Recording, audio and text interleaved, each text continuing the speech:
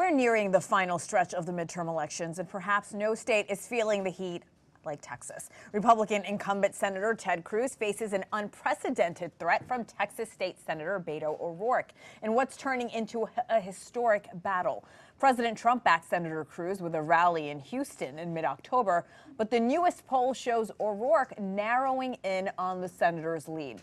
Alana Rocha is a multimedia reporter for the Texas Tribune, and she joins me now to discuss. Alana, thanks so much for being here.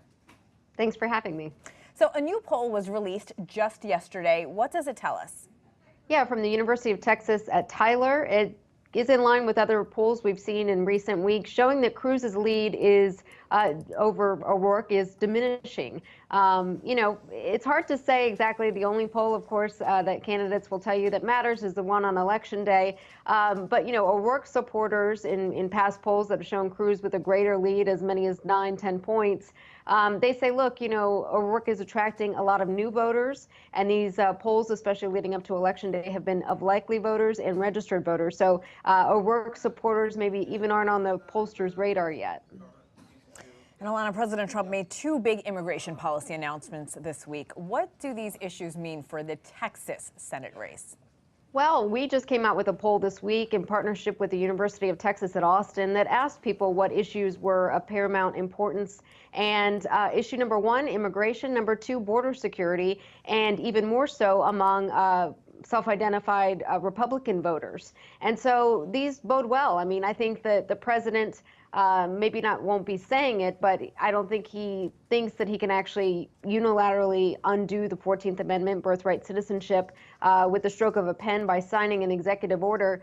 But it's riling up his base, and 5 days out from Election Day, that's exactly what the Republicans want. On the other side, Democrats might be alarmed by what they're seeing as far as the troops being deployed to the border and whatnot. And they might turn out to vote, be motivated equally as much, maybe not as much, but motivated as well to just vote for their Democratic candidate to help keep the president in check. So, Alana, both candidates believe early voter turnout will help their campaigns, but they can't be both right. So who's right, and why give so much weight to early voting? We don't know who's right. That's kind of the epitome of spin, the fact that both were on the trail this past weekend, saying that the high early voter turnout boded well for their respective campaigns. Cruz has made a talking point on the campaign of saying, look, the biggest political threat to us and to Republicans this cycle is complacency. If Republicans see they have, of course, Trump in the White House and Republican majorities in both the House and Senate, they might just say, hey, I can sit this one out. But, being that he's really been pushing that issue, he's taking credit for that. And then O'Rourke's strategy, he's been holding a lot of these vote with Beto rallies where he rallies people near polling locations right before, and then they go and vote. Alana, why do you think this race is getting so much attention nationwide?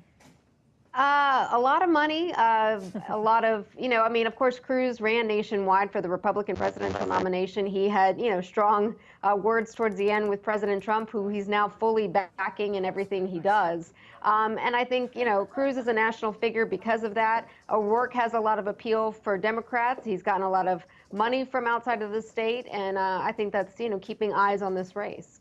So, Alana, let's say even if O'Rourke is not able to clinch this win, this is still a pretty historic feat for the Democrats of Texas. Is that fair to say? It is. There's a lot of talk about how he can win by losing, just that he can move the needle. Of course, if he is pulling new people out to the polls, and those are new Democratic voters, ones that the party can reach out to and follow up for the 2020 election. And, even if he doesn't win, just him being at the top of the ticket could likely help some of these Democrats running in competitive congressional races in both the Houston and Dallas areas. Is President Trump supporting Cruz hurt him or helped him? Oh, no, it helps him. Trump is easily the most popular Republican in the state. Of course, he rallied in town or in Houston for Cruz just last Monday, the first day of early voting. And again, that was just to further solidify that the base turns out. Alana Rocha from the Texas Tribune, thank you so much for joining us and breaking it down, Alana. Thank you.